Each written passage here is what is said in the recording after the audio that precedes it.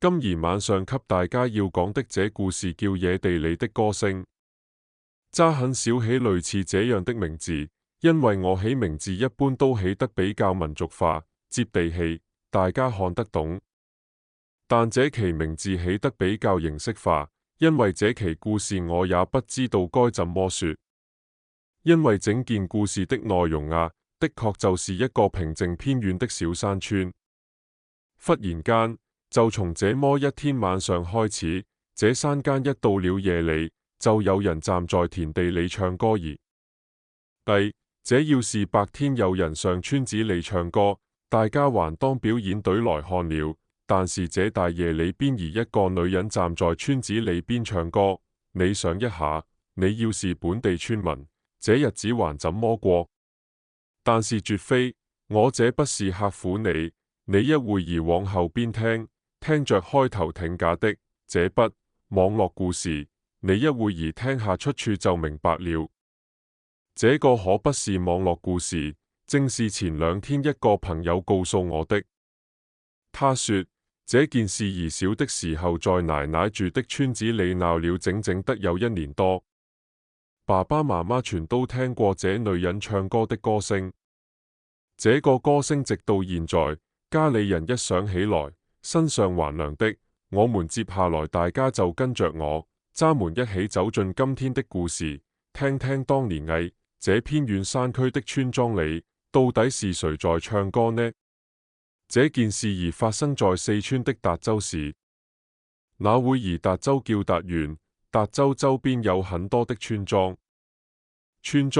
這些村莊都非常的僻塞，可能到現在有些還沒有完全的開放。村莊裏邊居住的居民呢，基本上都是一輩子沒有走出過大山的。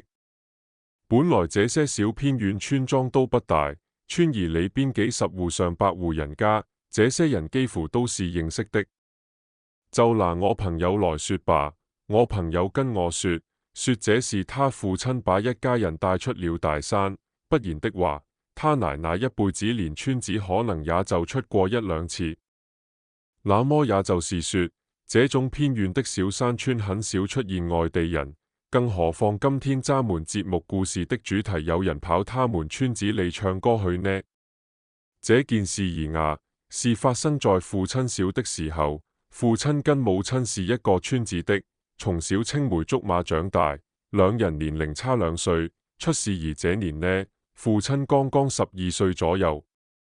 父親說這一年，我們這平靜的小村子沒發生過怎麼奇怪的事情，也沒有任何的先兆。但是忽然間的一天晚上，全村的人都聽見遠處梯田的裏邊有一個女人唱歌的聲音。更加讓人匪夷所思的是，唱歌的這女人呢，說了一嘴的普通話。我們本地人沒人會講普通話，在那個年代幾乎都沒上過學，誰會唱這種歌曲？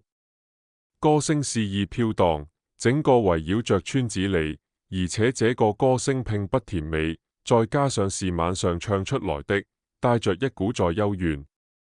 父親說，唱歌的音調現在回憶起來，再加上現在電視塑造出來的一些當年的形象，父親覺得那時候聽到村子裏唱的這首歌兒應該像是民國左右的一首流行歌曲。父親說，尤其那個調調有一種夜上海的那個味道。可是，在那個年代，村里人上海的大門朝哪兒開都不知道，所以大家根本弄不清楚這女人唱的是什麼。可是這歌聲沒完沒了，村里人本來以為唱上2天就完了，知道這不是什麼好東西在作祟。可是到後邊就越來越嚴重了。起初是到了晚上1-2點鐘的時候，唱上那麼1個多小時，再到了後邊，隔了10多天之後，整夜的唱。天一黑9點多鐘，這女人就在田間開始唱，有時候直接唱到轉天早上起來4點鬼之牙的時候。你想象村莊此時被怎麼一個感覺給籠罩着？村人呢，基本接近崩潰了，沒法生活。其實對於這達縣人呢，那是很有個性的。民風雖然淳樸，但是有極大的抗爭性。要是外來這麼個人來搗亂，你可以試試，達縣人一定是不允許的。但是這東西明顯不像是個人在唱歌，所以這全村人沒有一個站出來冒頭，咁先衝上去跟這個唱歌的女人對峙一番的。就這樣縱容的這女人起碼得有20多天，到最後實在是受不了了。村里邊的村長最終還是決定把村里三老四少全都叫來，把年輕的壯丁也叫來。我們受不了了，就在今天晚上，我們一定要大家打着火，把全村人男女老少集體出動，清除這個唱歌的女妖怪。這人多力量大呀！村長說出來這個決定之後，大家是一致通過，尤其是老百姓一旦聚到一起了，天不怕地不怕，因為群眾的力量，那種呼聲那是誰都控制不住的。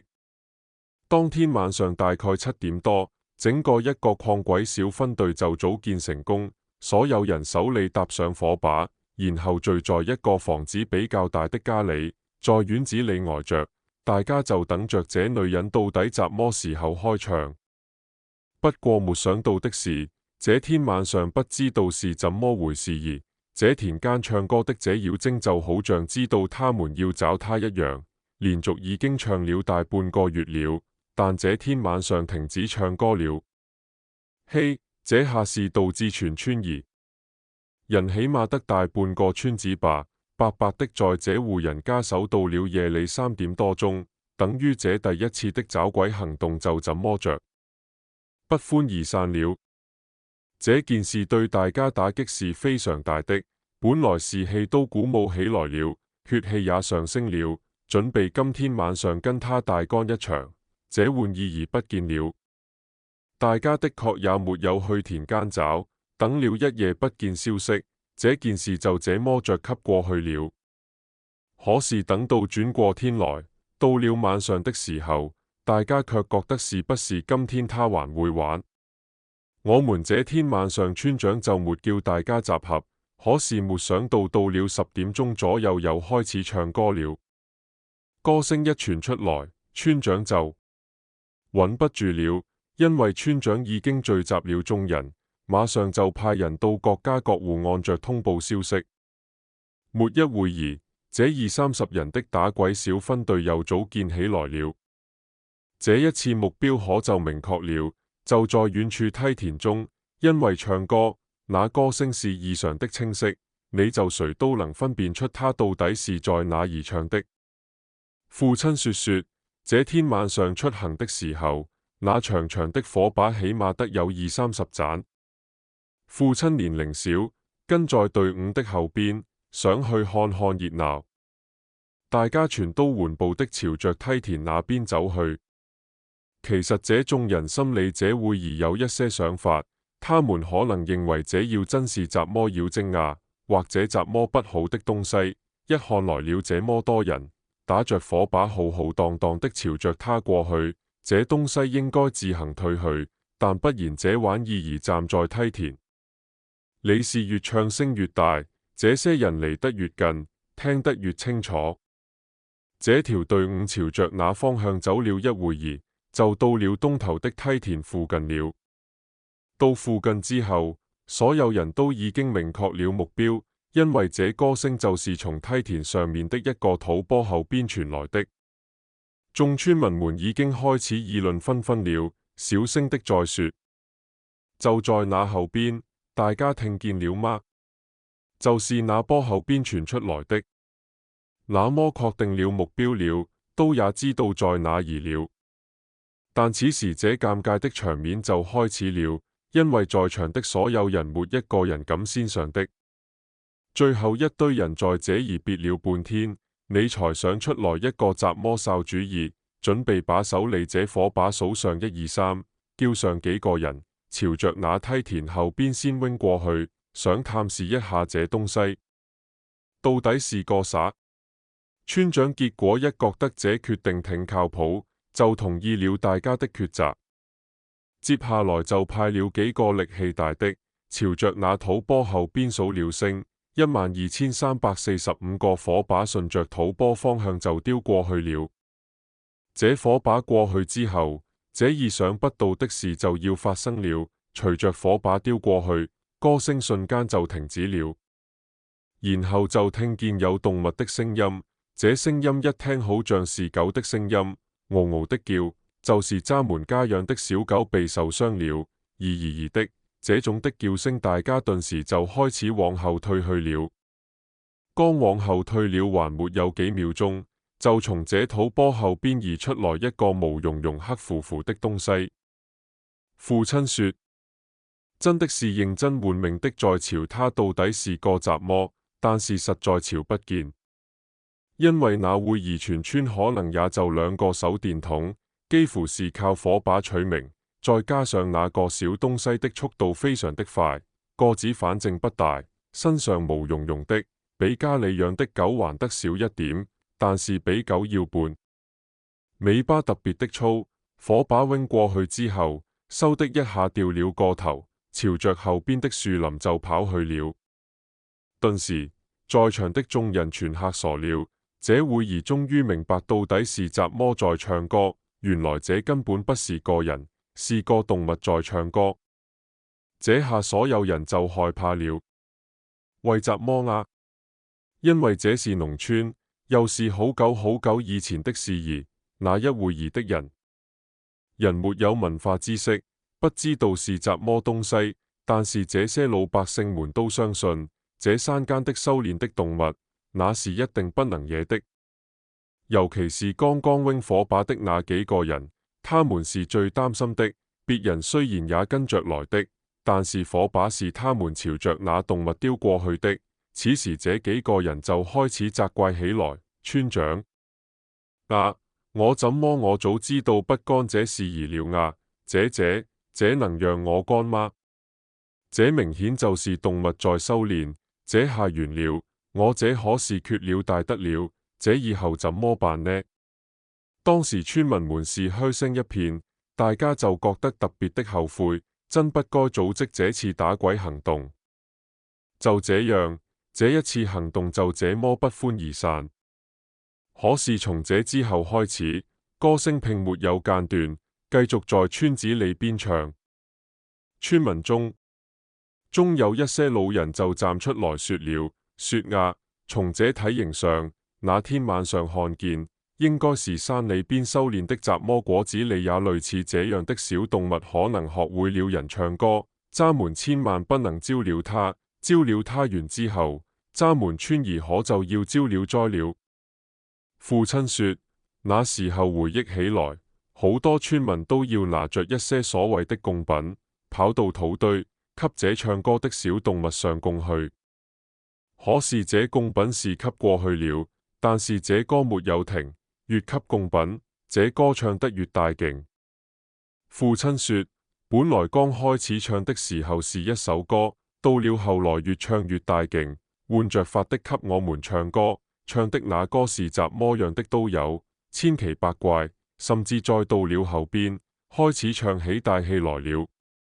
不過父親又說啊說，慢慢的唱了，可能得有1個多月，我們全村人基本適應。反正我不知道別人怎麼想，那會兒小時候晚上要聽不見他唱歌，還挺難受的。一來二去，時間長了，大家也就不把這件事當事兒了。要說到這兒，其實我也能理解，因為啥呢？天天唱，他也不破壞人，也沒幹雜麼壞事，就當是有個大喇叭公放角那兒，你聽歌的，再加上他的歌聲也不是巨大，倒不影響人家睡眠，就好像你晚上愛聽我講故事，聽着聽着就睡着了，就是這麼個道理。但是這唱歌的歌聲雖然堅持了好長時間，但無論雜麼事，他得有個始終，那不能說到現在了，把達願這村子還在唱着歌，那是不可能的。所以說聽到這兒我就開始問人家了，我就問提供故事這哥們兒，我說那你跟我說這最後怎麼解決的？那到底最後發生啥事兒了？他說這個事還是真有答案的。這東西之前渣說了足足唱了好久，但是再到了後邊，父親說實在記不得過了多長時間了。總之就是有這麼一天晚上，這天晚上發生了一個更奇怪的現象。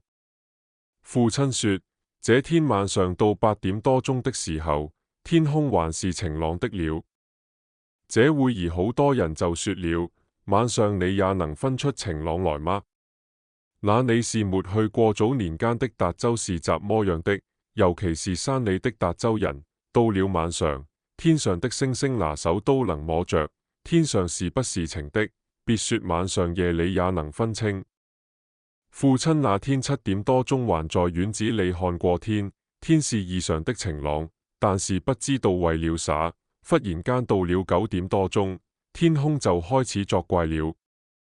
起初先是不知道從哪兒颳來一陣斜風，斜風起得很突然，說這風力牽得門簾子往上掀。斜風過後，天空開始轟雷，伴隨着轟鳴聲，天空就開始又下起了雨來，並且這個雨是越下越大，雷在空中異的作響。再過了沒有一會兒，父親說天上這雷就開始四處的亂打。雷明顯都劈到了我們村子周圍的地面上，嚇得父親一家人全都躲在屋裏不敢出來。再到了最後，可能到了晚上10點鐘，這雷聲一直沒停，雷劈在地面上，劈得四處是火花四濺。但是父親說，到了10點左右，這雷好像要停下來了，狂風暴雨也變得沒這麼急促了。但是這老天爺也就是安靜了1分，到2分鐘吧，好像一切瞬間都停止了一樣。忽然間呢，這天上就傳來一陣巨大的轟鳴聲，這個雷聲比剛剛的雷聲要大上10倍以上。再接下來，一道白色的閃電哇嚓嚓朝着村東頭的那個梯田方向就劈過去。這道閃電激起的火花兒，父親說絕不亞於現在放的那麗花，弄得整個村子都亮起來了。這當時其實不只是這雷達的響。父親說，雷劈到地上，隨着雷聲過後，全村就聽到一聲巨大的尖叫聲。這個聲音像是動物的聲音，但是又有點像人聲音，帶着悲鳴和嘹亮。這一嗓子喊的，整個村子都在震動了。好了，小伙伴們，故事給大家講完了。這期故事可費了我大勁了，為啥呀？我跟你說，就怕講這種雷聲，還有這種幻象畫面的故事，我如果不使上全身的力，你聽不進去，你聽完了就變成小朋友講故事了。但這件事又不得不講。你說這好好的一個村莊，來個動物唱人歌，而且天上好像還打起了閃雷來，這事到底該怎麼解釋？行了，這些故事還是那句話，該討論渣放從討論，你有你的看法隨便提出，渣就在下邊留言，但是渣千萬不能當了真，這都是故事。行了，朋友們。那渣今天這期節目就跟大家聊到這兒了，明天晚上的故事更加精彩，我在節目裏等着你的到來。